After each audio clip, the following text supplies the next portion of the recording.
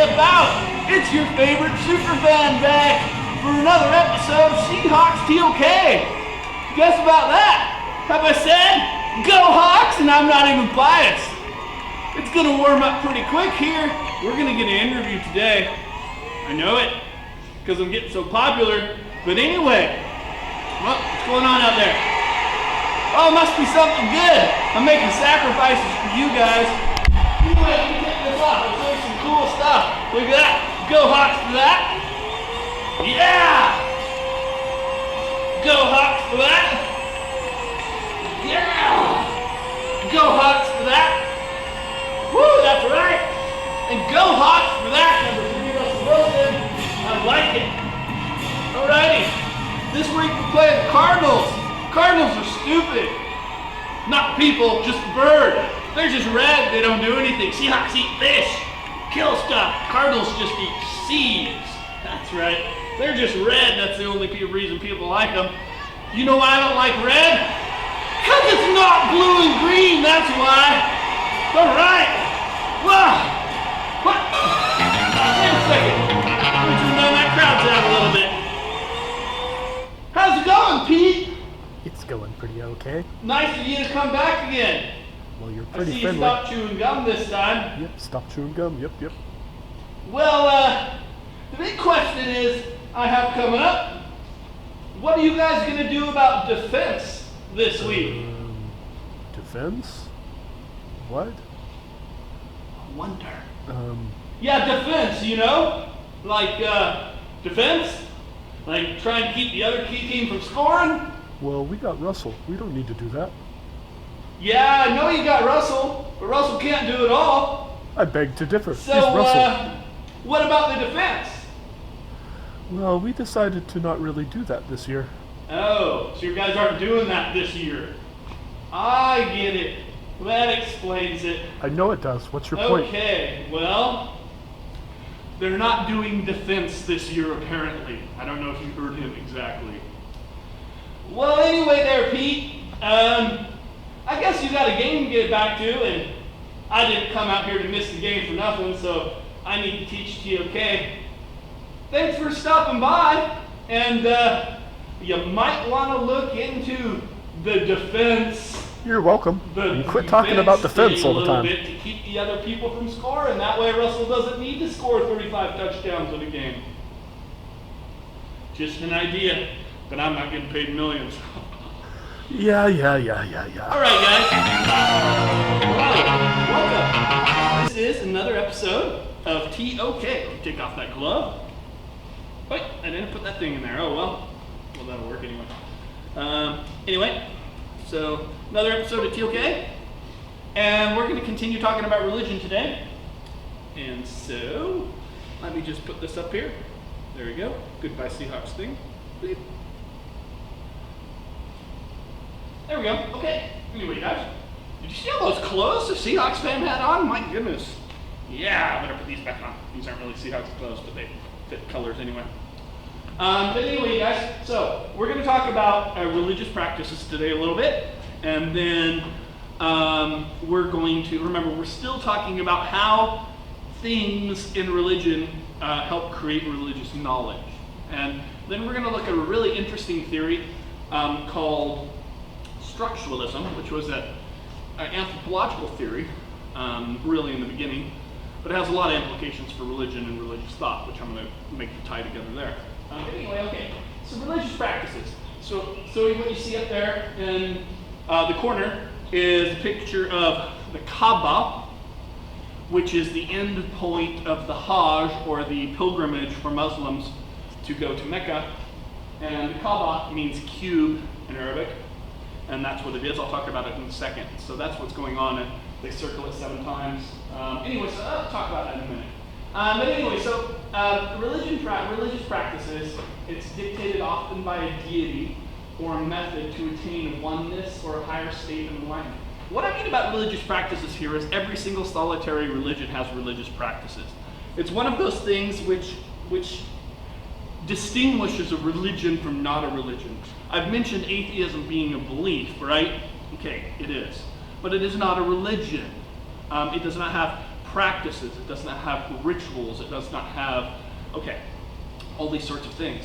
But religions have rituals and practices and things that you do. And this is really, really important because the practices they didn't just happen. The practices are, I guess you could say, ritualistic representations of a philosophical concept and the representation of the knowledge a believer has about the universe. So you can learn a lot about the knowledge a believer has in a religion from understanding why they do the religious practices that they do. And everyone has them. It doesn't matter if you're in an indigenous knowledge belief system in the middle of a jungle somewhere. I don't know if you call that a religion, but you know. Or if you're in a massive world religion like Islam, Christianity, or Hinduism, or Buddhism, or something like that. And so it doesn't matter, they all have these practices. The different sects have different practices, not sects, sections, the different branches is a better word for it, have different practices, and so on and so forth. Well, let's talk about it a little bit. Like I said in the very beginning, it's dictated often by a deity or as a method to attain oneness or a higher state of enlightenment. Very often, these practices that you're supposed to do, they're dictated by God or a deity. It doesn't necessarily have to be a God or some higher order of things. And the reason that people do these things is to follow God's rule or follow the rules or attain some form of enlightenment or oneness. And this is the idea with Buddhism. There are certain practices that you do, ways of thinking really more than anything else. We'll talk about that when we talk about Buddhism.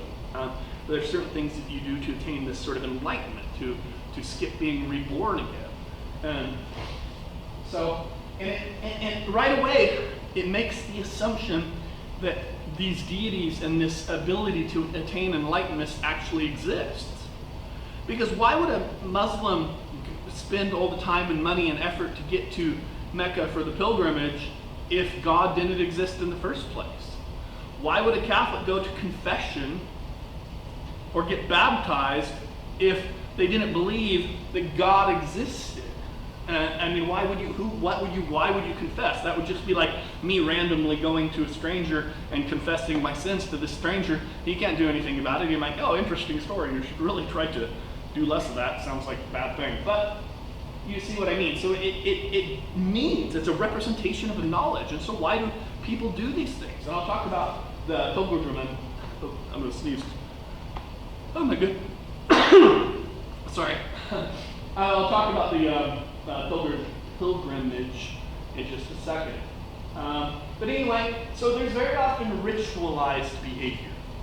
It's ritualized. You know, it's very sort of public type of behavior. It's there's a lot of like rites of passage within a religion. A rite of passage is something. It's generally a public event, and a rite of passage means you go from being one type of person to another type of person. A marriage is a good example of rite of passage. You're no longer the same person publicly, socially, even you could argue mentally, after you're married and before you're married. You've changed. You've gone from being not married to married, and it's a different legal thing and so on and so forth. And that's a rite of passage.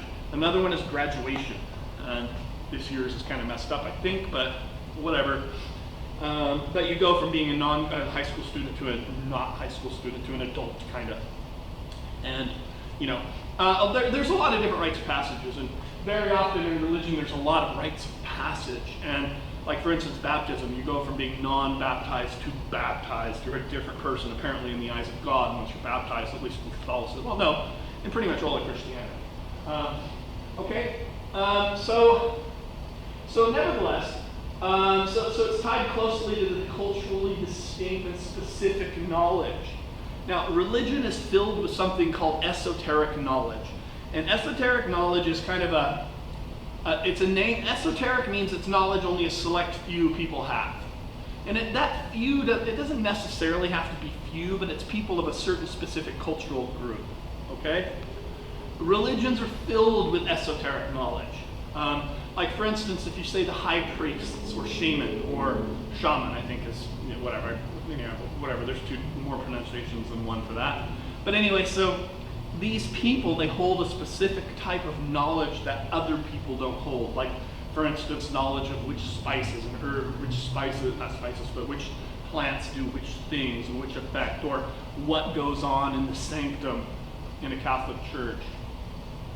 What's going on in there? I mean, a normal person can't just go in to a Catholic church sanctum. Or, for instance, in an Orthodox church, there's kind of three sort of circular going in layers, and there's the outer church, the inner church, and then there's kind of the sanctum in the Orthodox church as well. And only the priests can go in the Orthodox church, and it's only these people that know this esoteric knowledge. And it's very much tied to the rituals of things. But you can also spread esoteric knowledge out to the greater group of believers. Whereas, for somebody who is doing this, doing the Hajj, there's a whole bunch of esoteric knowledge that's pretty much not reserved for. It's reserved for anybody who wants to do it, but it's something that only people who believe in that really actually know what it's like to undertake it. And so there's all kinds of esoteric knowledge, and esoteric knowledge is one of those very, very specific things which is very much tied to religious knowledge. I mean, you can say there's esoteric knowledge for doctors and certain language and stuff like that. When a lot of jargon and stuff, there's certain esoteric. I mean, pretty many professions have a certain esoteric knowledge. But anyway, so that's kind of what it is, and this is what we're going to talk about next. This next one here, right there, the third one down. It says it's closely tied to the binary opposites of the sacred and the profane. The sacred and the profane. These are binary opposites, and I'm going to talk about what binary opposites mean. It's super interesting. And structuralist mental concepts, structuralism is the theory we'll talk about, and it's from a guy named Claude Levi-Strauss. Has nothing at all, zero, nothing to do with the genes. Okay? It's just a name. Oops, not working.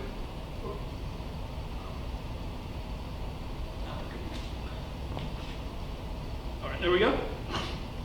Okay, so if you ever take anthropology, you no doubt will talk about Claude Levi-Strauss. And if you have some electives to take in college, when you go, take anthropology. It's super interesting. Fascinating, as a matter of fact. I taught anthropology for a few years in Sweden, 4 altogether.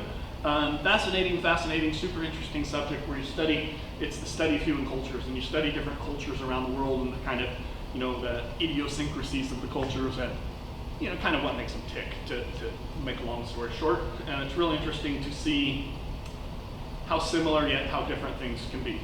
It's a fascinating subject. But anyway, okay. So Claude Levi-Strauss, like I said, nothing to do with the genes. That's him there, up there in the picture, he'll be over there. He born in 1908, died in 2009. He started as a linguist. A linguist is somebody who studies language and studies how language creates meaning, like semantics, studies how language changes, studies language as a sort of a human construct, which it is. And so he started noticing something about language, because he's looking at language in different cultures, and he starts noticing something about language. And he noticed that every culture, now, a lot of people like to think that there's not any cultural universals, that every culture is so different that you can't find anything that every culture has. And this is completely not true. There are a lot of things. Now, sure, we're different, and a lot of times we structure things differently. But every culture has a lot of similarities, and there's a lot of similar sorts of things that you can study in each culture. I'll give you some examples. Every culture has a marriage. Now, it might not look like the marriage that we're used to in our part of the world, but every culture has an official, public recognition of a union between a man and a woman. Okay? Every single one of them have it. And it can look differently. And some people marry more than one woman, and very rarely can women marry more than one man. But anyway, so that's a different story altogether, different question altogether. Every religion, or every culture has some sort of I guess you could say ritual or some sort of practice around death. Every culture believes in some form of supernatural being, some existence beyond this life. There's so many of them that I could list them. So it's one of the things that anthropologists like to study, because we like to, anthropologists like to understand if culture is a human thing or if it's a very unique individual thing. And it's interesting. But anyway, so he started as a linguist, and so every culture has language, and this is one of those things that you could study and stuff, but he started to realize this, something interesting, that every culture made a distinguish between things that were language and things that were not, sounds that were language and sounds that were not language. So if I'll give you an example, if I go around talking like this, hello, I'm going to walk down to the store. Go Hawks, by the way. Yes, I really like the Hawks. They're real. But then I start. Then I'm going to say, and then I say, oh yeah, football. They got a. It's 4th and 3, and they made it in the war. And yeah, he threw a long pass, and then and so immediately, your brain immediately can separate between nonsensical sound and language. Okay, nonsensical sound and language. And so this is you know, what he found, what Claude Levi-Strauss is, he found that every single solitary culture in the world does this. And this is natural since, you know, we know that our brain is hardwired for language, okay? But anyway, so language works because we mentally and immediately separate the world into 2 distinct groups called binary opposites, sounds and not sounds. And then he started thinking, you know, I wonder if there are more binary opposites around the world that I could study. And so he moved into anthropology to study these things, and he creates this theory. And basically what the theory says, structuralism, is every culture separates their world, the human mind separates the world into distinct binary opposites. We can look at the world in terms of binary opposites, how the culture does this, how the culture does this, how the culture does this. And I'll give you some examples of them, okay? Right now. I don't need to walk over here. Anyway, it became a very, very crucial and critical theory for anthropology, and it still is today. Some theories in anthropology have kind of fallen by the wayside, just like in psychology, some theories have fallen by the wayside. I'll give you an example of one. It's kind of off topic, but it's kind of interesting. There's a theory called functionalism. Basically, this theory was based on, this theory kind of grew out of the concept of social Darwinism, that the things in society function like an organism, and anything in the organism has to be there, or a society functions like an organism, and any organism, the things in the organism have to have a function, otherwise they wouldn't be there, okay? This sounds good, like religion has a function, and marriage has a function, and these things have a function. And that sounds all well and good and logical, until you start thinking about dysfunctional things like war, dysfunctional things like alcoholism, dysfunctional things like domestic abuse, dysfunctional things like drug addiction. You see what I mean? Those sorts of things, dysfunctional things like fraud. It doesn't explain dysfunctional things. So that theory is kind of fallen by the wayside. But this one is still. I mean, it's like anything in human science. There's many theories, but it's still a good and respected theory, put it that way. Okay. But anyway, okay, so seemingly a culturally universal and a way to objectively examine and comprehend unfamiliar cultures.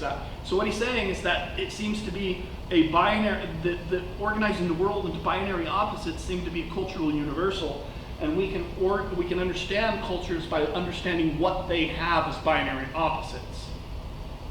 And there's certain categories that every culture seems to have for binary opposites. And the first one is basically good, bad. We separate the world into good and bad. Now, we don't necessarily need to separate the world into good and bad. We're talking about behavior, right? We're talking about this is good behavior, this is bad behavior. I mean, most people would say being unfaithful to your spouse is bad behavior. And that's pretty much all over the world. And that's bad behavior, okay? Or cheating people is bad behavior. Why is that bad behavior? Well, I mean, we can have a long philosophical discussion about that. But every culture seems to have, not necessarily cheating people, not necessarily being unfaithful. That I don't mean the specifics, but every culture has this idea of a good and a bad, okay? Unethical and ethical, humane, inhumane, sacred and profane, okay? And it really comes down to this one. All those are tied into this binary opposite of sacred and profane. Every culture has this thing that is sacred. Like for instance, for Muslims, one of the sacred things would be the Hajj. For Christians, sacred things would be, I guess you could say, relics of Christ, or very important religious sites, or things like that. Or every place has, or churches, and For Buddhists, many times it would be temples or old statues of Buddha and things like this. There's all these sacred things, and it doesn't even have to be a thing. It can also be a behavior. It can also be scriptures. It can also be, but you also have profane. Profane is the complete opposite of sacred. It's super foul, it's horrible, it's terrible. And it can be locations. You know, a graveyard is kind of a sacred place. You know, not sacred like something else, but and you wouldn't, there's certain things you don't do. Profane action would be desecrating the graveyard, digging up the bodies. Why is that so profane? I mean, you can argue it doesn't really hurt anything. The people are dead, right? But it's super profane and totally illegal. Why? Well, because it's profane. It's like horrible. And every culture has these things. And very often these things are tied into religious thought, but I'll get into that more. And tied to culture is the same thought process. But you also have these ones. Man and woman. Every culture, every single solitary one of them separates, and it ties to the next one, nature and culture. And I'll read you some things in class, okay? And I can't do it, it takes too long to do it here, but I'll read you some excerpts from things in class from a group of people called the Yanomamo, and it's really interesting. But anyway, so every culture distinguishes between man and woman. And I don't mean, I don't mean the sex, the biological sex of man and woman. I mean the cultural distinction of what is female behavior, what is male behavior. Obviously there's a third gender in some places, and that shifts back and forth a little bit. But anyway, regardless, that even if there's a third gender, that doesn't mean there isn't still the two binary opposites. And we talk clothing, we talk speech. I mean, many languages, many languages have different ways of speaking.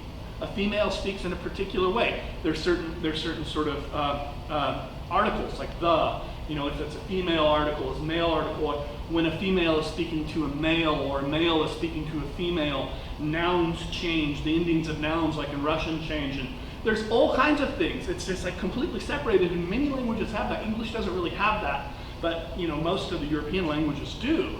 And many languages around the world have that. But we distinguish between, this is a woman's type of job or a man's type of job. And of course, I'm not talking about sort of equality between the sexes or anything like that. What I'm talking about is how cultures think of things. And every culture has this. Okay, and it's very much like I said, clothing, speech, activities, things that they do.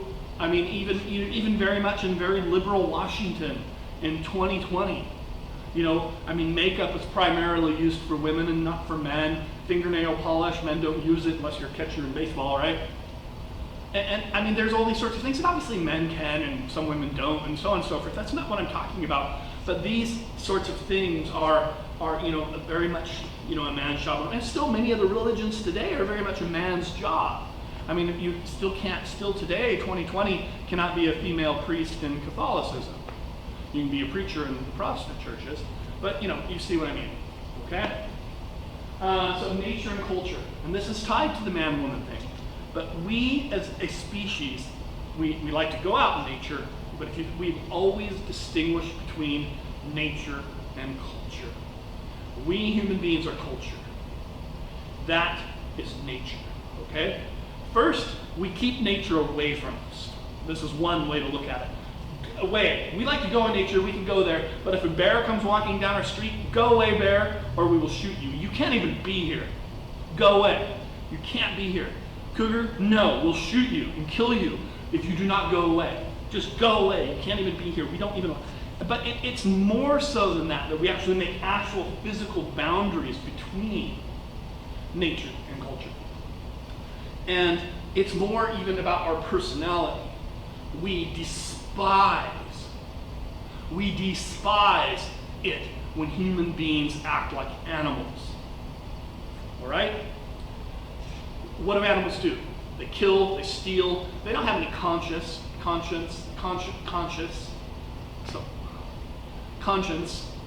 shame. Animals don't feel bad about things.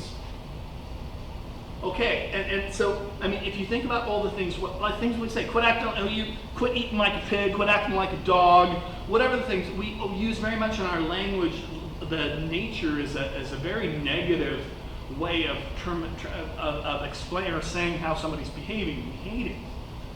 And the natural stuff, we don't like to smell bad, we don't like bad breath, we don't like all of these sorts of things. We just despise and we try to push away. And if you think about the religious commandments, well, what kind of things do they say? They say don't kill. Animals kill all the time. They say, we kill animals, but whatever. Not all religions do. That's absolutely the truth. You don't cheat on your wife, for instance. Don't sleep around. Animals sleep around. Animals don't care about that type of stuff. We put this into our culture. We try to bring something which is not animalistic. And one of the most interesting things is people have always wondered why the subjugation of women in the world. I'm not talking about, the Western civilization history of female subjugation, which has been, many will argue, still is. Okay? We still haven't had a female president, right? But anyway, so that aside, why the subjugation of women? Why? Well, okay, it might boil down to the fact that men are physically stronger and generally a man could beat up a woman, right? Okay. It might boil down to that, but that's probably too simplistic. But now there's really no culture in the world, and this is kind of interesting, no culture in the world where women have, there are matriarchies in the world, okay? And a patriarchy is when, the child follows the man's name, takes the man's name, men own the material, or men own the sort of property, stuff like this, and it follows the man's line. That's a patriarchy.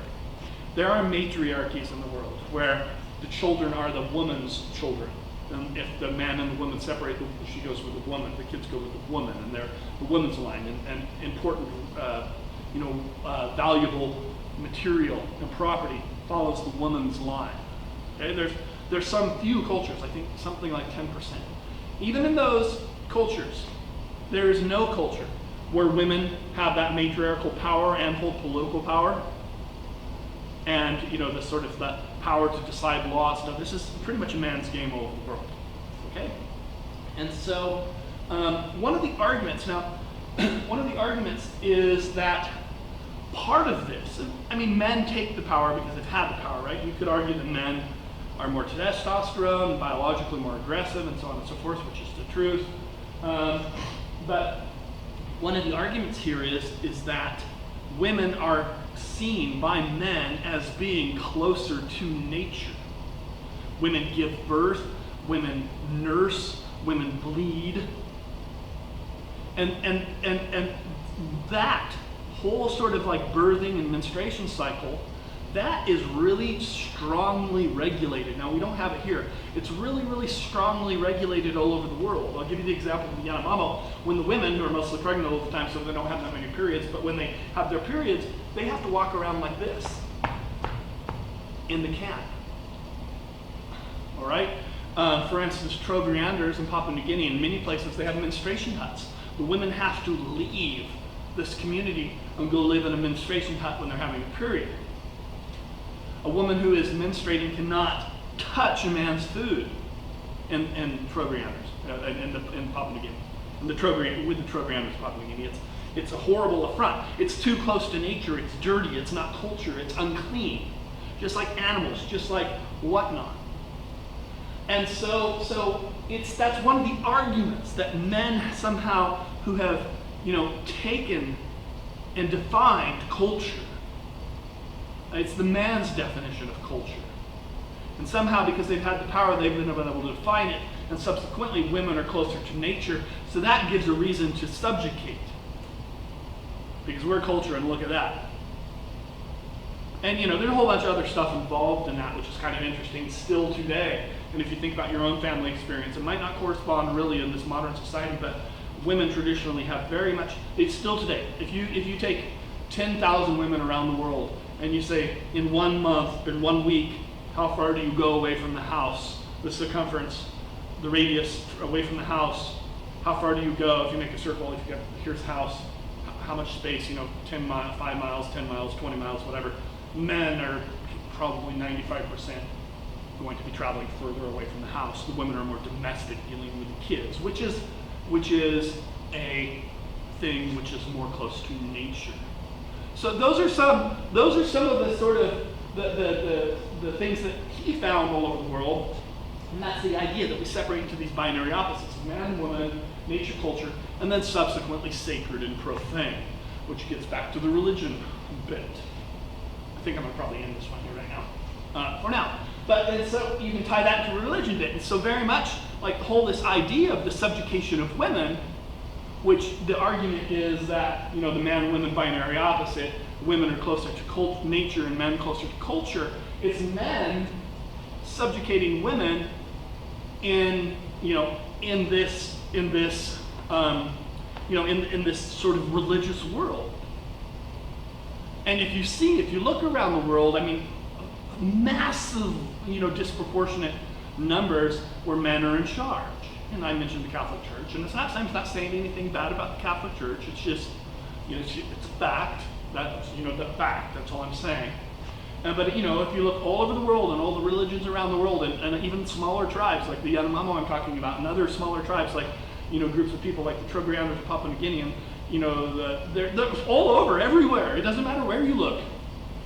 What scale, small or massive, it's always going to be men who are in charge, and many of the things that women do or that are closer to nature or whatever are seen as more profane. It doesn't mean men think women are profane. That's not what I'm talking about at all, not even close.